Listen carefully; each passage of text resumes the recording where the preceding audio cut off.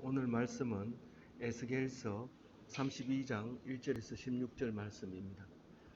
12째 해 12째 달 초 하루에 여호와의 말씀이 내게 임하여 이르시되 인자야 너는 애굽의 바로 왕에 대하여 슬픈 노래를 불러 그에게 이르라 너를 여러 나라에서 사자로 생각하였더니 실상은 바다 가운데 큰 악어라 강에서 튀어 일어나 발로 물을 휘저 그 강을 더럽혔도다. 오늘 그 두로가 망할 때도 두로를 위해서 애가를 지었고 예루살렘이 망할 때도 예루살렘을 위해서 애가를 지었고 애굽이 망할 때도 이 애가를 지어서 불렀는데 오늘은 애굽이 망할 때 애굽을 위하여 애가를 불른 이야기를 하고 있습니다.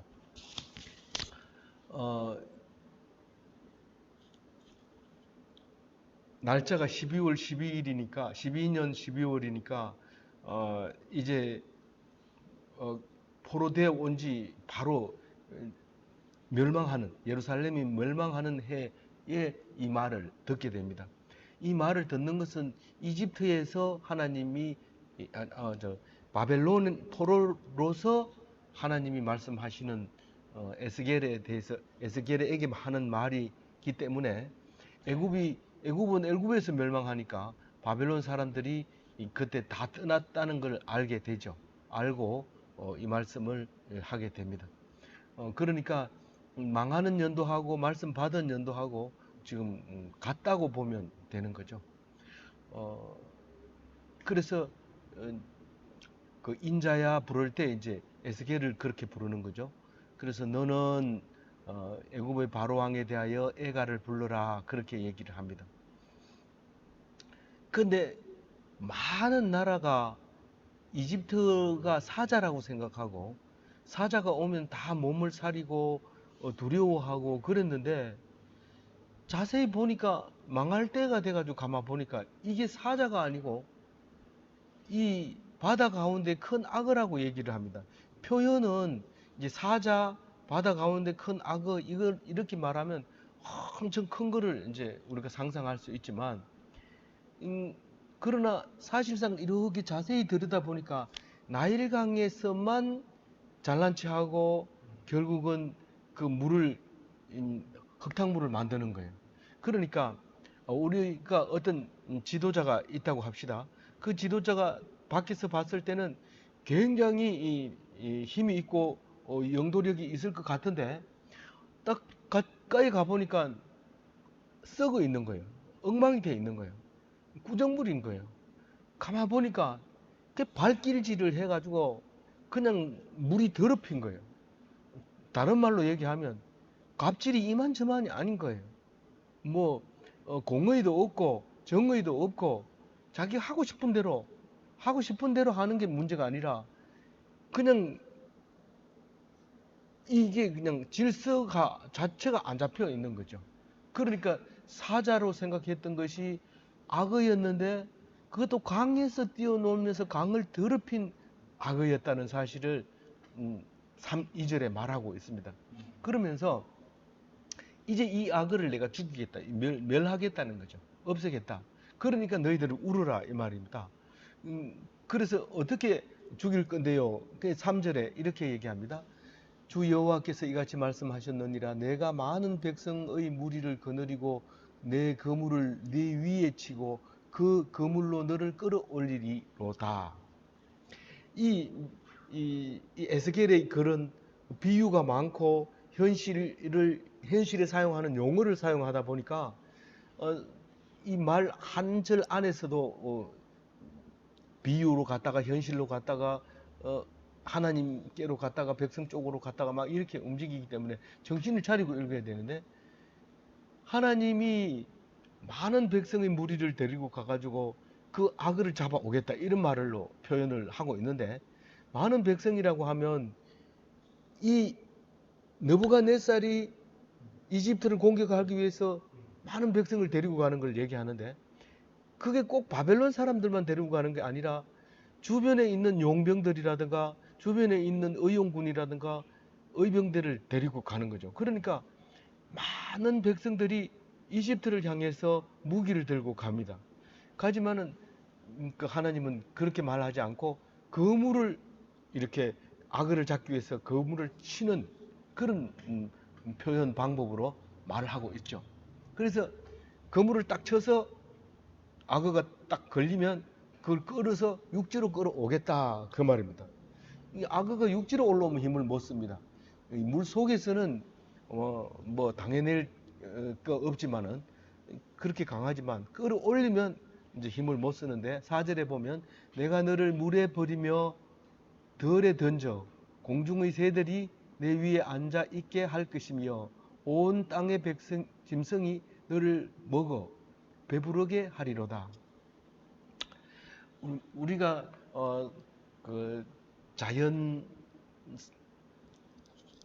상태를 보면 생태계를 보면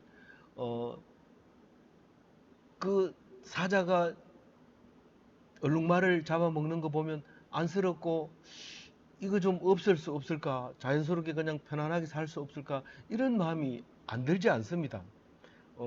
얼룩말이 사는 것을 사자가 있어서 평안을 깨친다.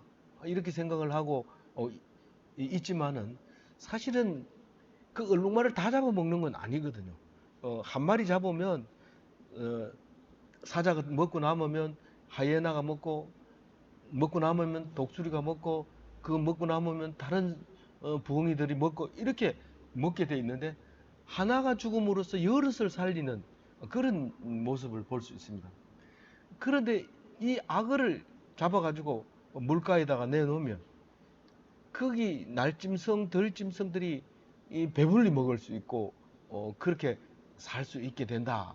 그 말을 하게 되죠. 5절에 보면 내가 내 살점을 여러 산에 두며 내 시체를 여러 골짜기에 채울 것입니다. 물론 이게 악어 한 마리 갖다 놓으면 그거를 그 하이에나가 다리를 물어 뜯어가지고 그걸 끌고 따로 갑니다. 같이 있으면 뭐 다른 짐승들이 와서 괴롭히고 자기가 못 먹을 수 있기 때문에 물고 다른 곳으로 가니까 이그 시체가 온 살점이 떨어져 있죠. 그러나 이것은 사실은 그 백성들이 그러니까 이집트 백성들이 온 산의 시체로 널브러져 있는 모습을 말하고 있는 것일 것입니다. 6절에 보면 내 피로 내 헤엄치는 땅에 물대듯 하여 산에 미치게 하며 그 모든 개천을 채우리로다.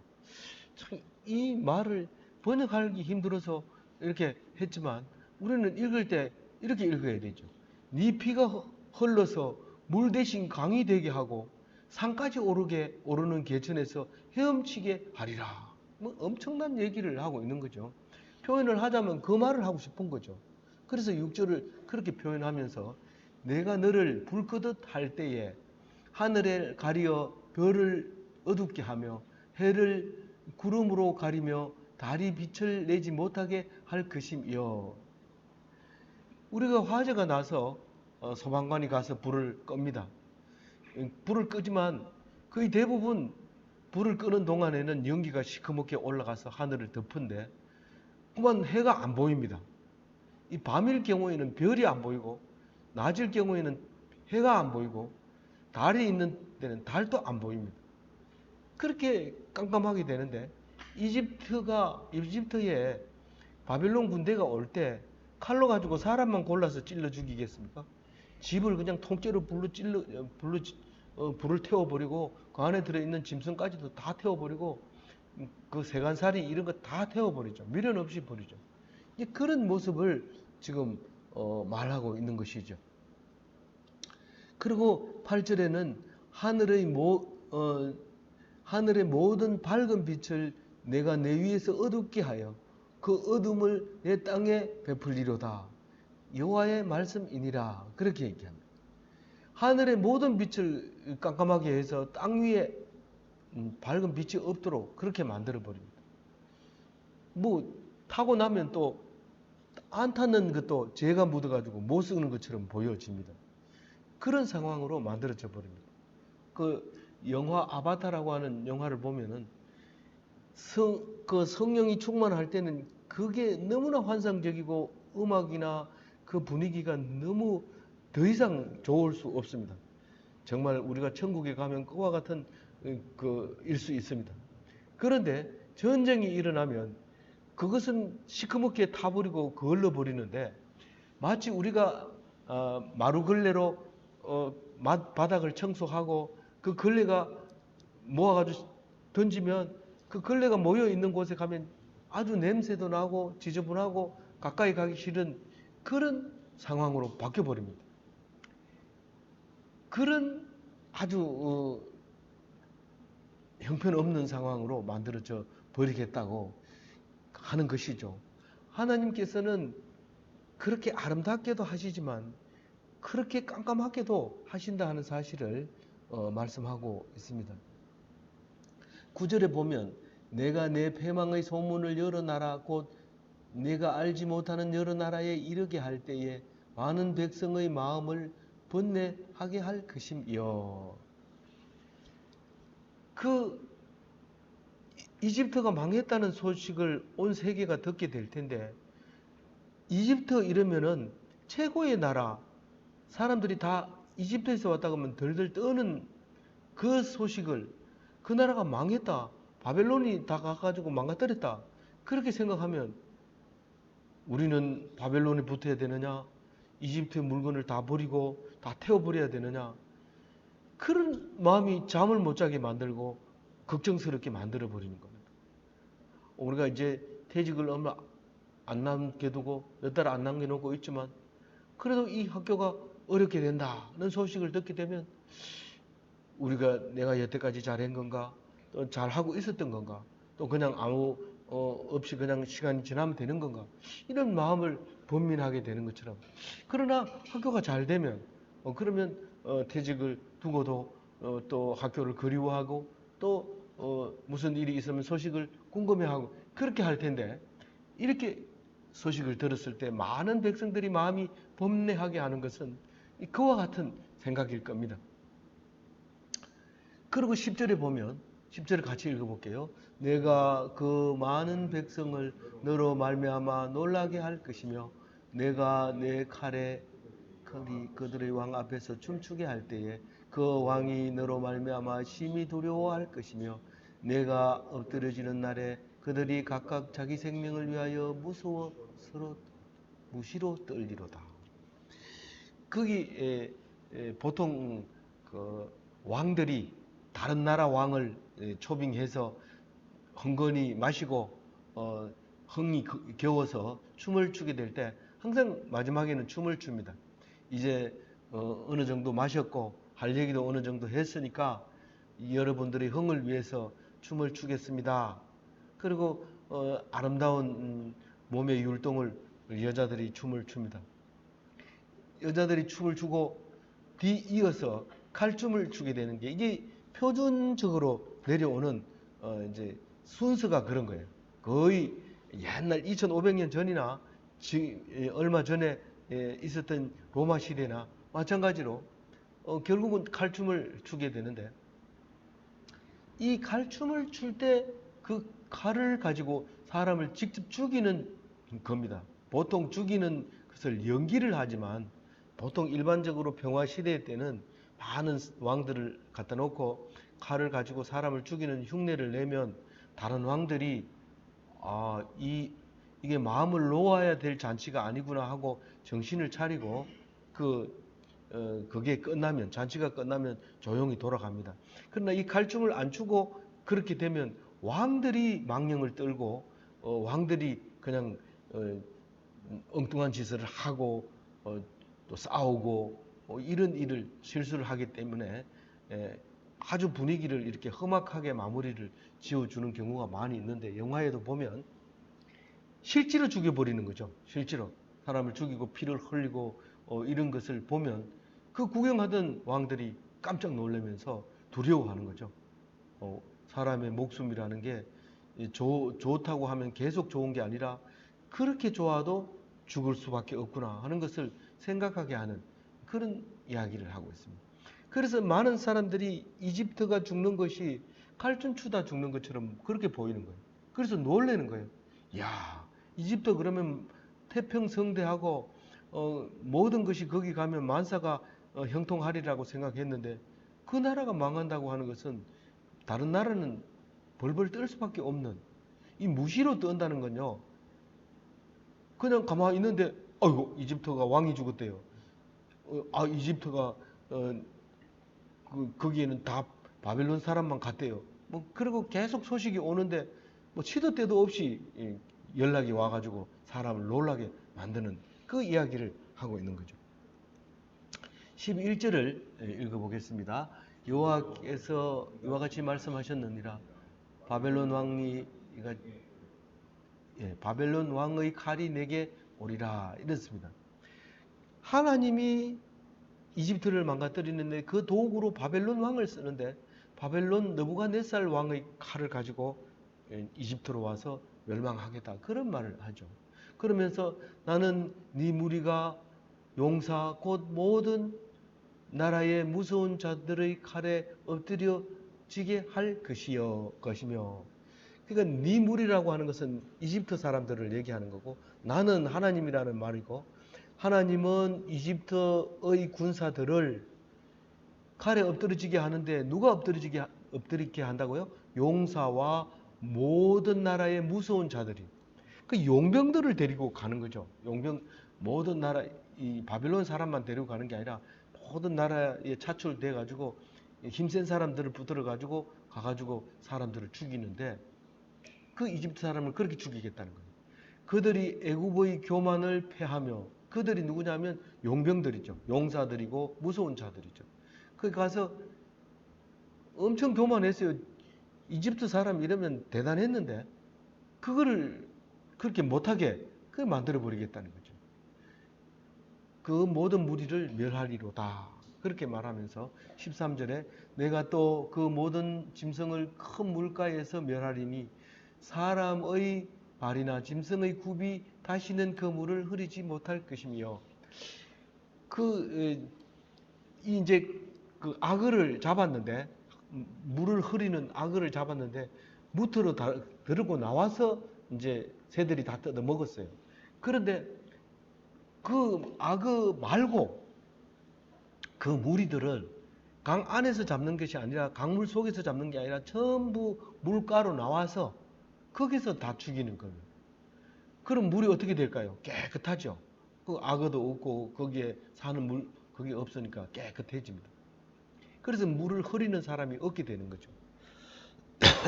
그러니까 아까 맨 처음에 얘기한 대로 이 악어가 공의도 없고 정의도 없이 물을 막 흙탕물을 발을 튕겨가지고 갑질을 해서 법도 없이 살게 하다가 그걸 잡아버리면 물이 이제 깨끗하게 흐르게 되는데 그게 14절에 이렇게 얘기합니다. 그때에 내가 그 물을 맑게 하여 그 강이 기름같이 흐르게 하리로다. 주 여호와의 말씀이니라. 이 강물은 원래 이래 졸졸졸 흐르고 막히고 이런데 기름은 이렇게 점도가 있기 때문에 이렇게 졸졸졸 이렇게 흐르지 않고 쭉 미끈하게 흐릅니다. 그래서 이 공의와 정의가 물같이 하수같이 흐르겠다는 거죠. 이게 아모스 선지자가 그 말한 말이 있는데 정의는 물같이 공의는 하수같이 마르지 않는 강이 흐르게 하옵소서 그렇게 얘기할 때 그 공의가 그렇게 흘러간다는 거예요. 그 물이 흙탕물이 없어요. 쭉 이렇게 흘러가게 하는 거죠. 그러면서 내가 애굽의 땅이 황폐하여 사막이 되게 하여 거기에 풍성한 것이 없게 할 것임이여 그 가운데 모든 주민을 치리니 내가 여호와인 줄을 그들이 알리라. 이 주민들이 하나도 안 살아요. 하나도 안 사는 걸 보고 그때 가서 이게 느부갓네살이 한 게 아니고 하나님이 하셨구나. 이걸 알게 됩니다. 그 당시에는 느부갓네살만 없으면 될 것으로 생각하지만 사실 지나놓고 보면 이게 하나님이 했다는 거예요. 그 나중에 주민이 하나도 없는 걸 보고 느부갓네살 어디 갔어? 죽었어요. 느부갓네살 죽었어요. 이 느부갓네살 몇 살 못 살고 죽습니다. 그리고 그 오레스가 등장해서 다 해방시켜 줍니다. 이 이집트 사람 돌아옵니다. 그 없어질 때 그렇게 생각하는 거예요. 우리 그 말끝마다 여호와의 말씀이니라, 여호와인 줄 알리라 이랬는데 그게 무슨 말입니까? 예수님도 네가 그때야 내가 하나님의 아들인 줄 알리라 여러 번 얘기했는데 그 말 할 때는 알아듣는 사람이 하나도 없습니다. 그런데 예수님이 죽고 3일 만에 부활하시고 성천하시고 난 뒤에야 그때 그 말이었구나. 그게 하나님 아들이 맞네. 그렇게 생각하게 된다는 겁니다. 그렇게 생각하고 나니까 이것을 써야 되겠다. 그리고 쓴 게 복음서 아닙니까? 그게 공관복음, 마태, 마가, 누가복음이고 그 세 복음서를 읽으면서 정말 이렇게 써야 될 게 아니라 하나님의 뜻을 제대로 알고 써야 되겠다. 그렇게 해서 신학을 정립해서 쓴 게 요한복음이 아닙니까? 그래서 처음 읽을 때는 공관복음을 읽으면 허황하고 다른 종교하고 약간 다르긴 하지만은 너무 뭐 그런 사실만 가지고 얘기를 하니까 별로 도움이 안 됩니다. 그러나 요한복음부터 읽으면 태초에 말씀이 계시니라 말씀이 이 천지를 창조하시고 말씀이 육신이 되어 오신 분이 예수 그리스도다. 그러니까 이게 생각이 다릅니다. 그것도 모르고 신약부터 읽으라 이러면 마태복음부터 읽으면 그거 다 읽어낼 사람이 그렇게 많지 않습니다. 처음부터 누가 누구를 낳고 예수를 낳으니라 그 읽다가만 덮어버립니다. 뭐 꼭 읽어야 되냐 이러면서 안 읽어. 그런 내가 여호와인 줄 그들이 알리라.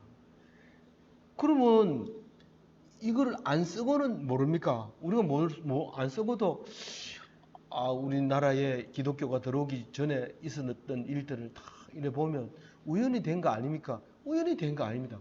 그 과거에 기독교가 들어오기 전에도 있었던 삼국 통일이라든가 삼국 유사라든가 이런 것들의 이야기들은 다 하나님이 성경을 이해하는 데 도움이 되도록 다 만들어 놓고 그리고 어렵게 만들어서 스포츠처럼 이 하나님 말씀을 스며들도록 해서 기독교를 심도록 그렇게 하나님이 하시는 거예요.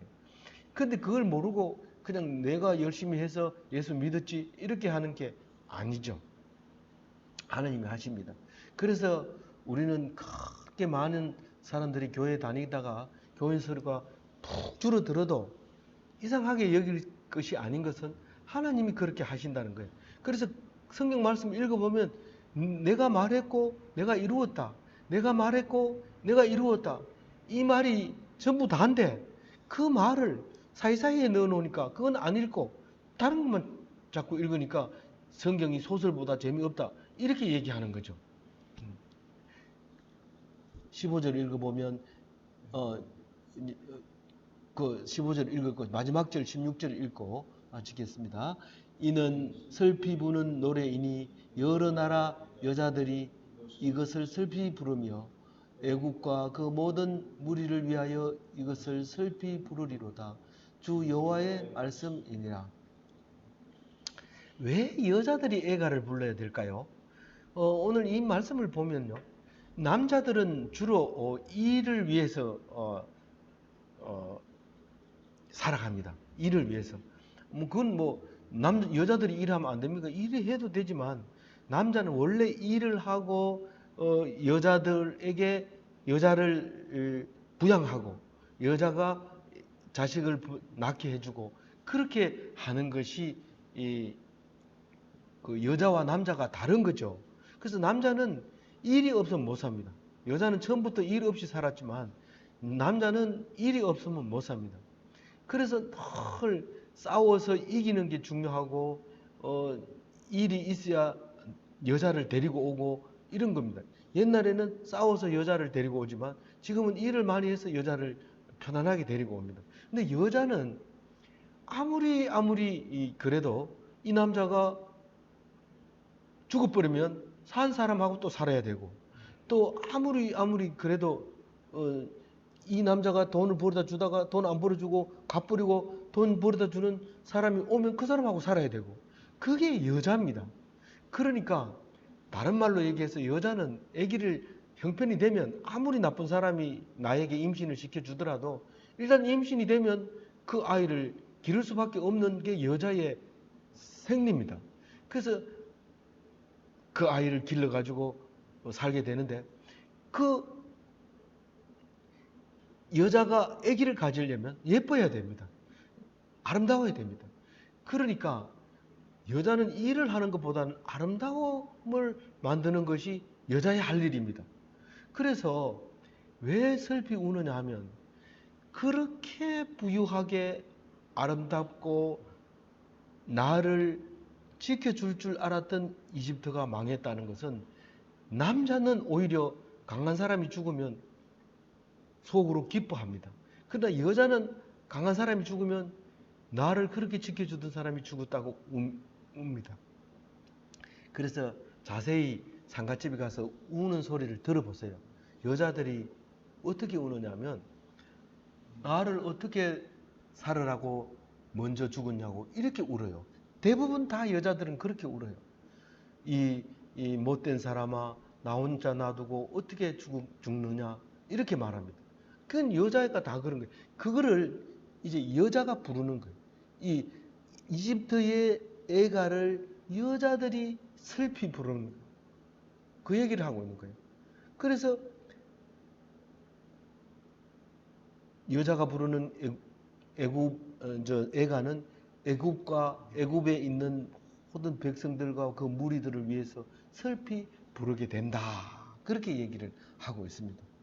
아무쪼록 오늘 애굽을 위한 애가를 묵상하면서 무슨 말씀입니까? 우리가 높은 자리에 앉아서 세도를 부리면서 살아야 된다는 말입니까? 절대 아니죠. 그러면 안 부려야 된다는 말입니까? 높은 자리에 앉혀놓고 세도를 부리게 하면 어쩔 수 없이 부를 수밖에 없어요. 거기 내려올 수 있는 사람은 없어요. 아무리 내려올 수 있는 사람은 없어요. 사실은 거꾸로 따져보면요, 집에 가면 내가 왕이고, 직장에 오면 직장의 장이 왕이고, 그렇지만 집에 가면 또 내가 왕이고, 또 아내는 남편이 없을 때 왕이고, 또 자식은 자기 혼자만의 PC방에 가면 자기가 왕이고, 다 갑질을 하고 있습니다.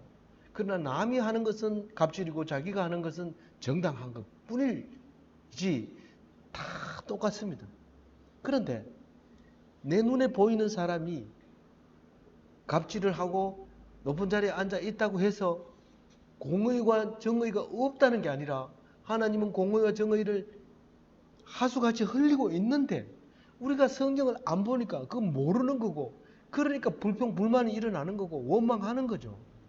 기독교인이라고 하면서 불평불만하고 원망하고 불안해하는 것은 성경을 안 본다는 얘기고, 말씀을 안 듣는다는 얘기고, 귀를 막고 있다는 거고, 마음을 열지 않는다는 말이죠. 믿음이 없다는 말이죠. 그래서 오늘 마음을 열고, 이집트가 망해도 감사하고 이집트가 강할 때도 감사했고, 오늘 또 우리가 감사하면서 기뻐하면서 하나님께 기뻐하는 삶, 복받는 삶, 즐거워하는 사람이 다 되시기 바랍니다.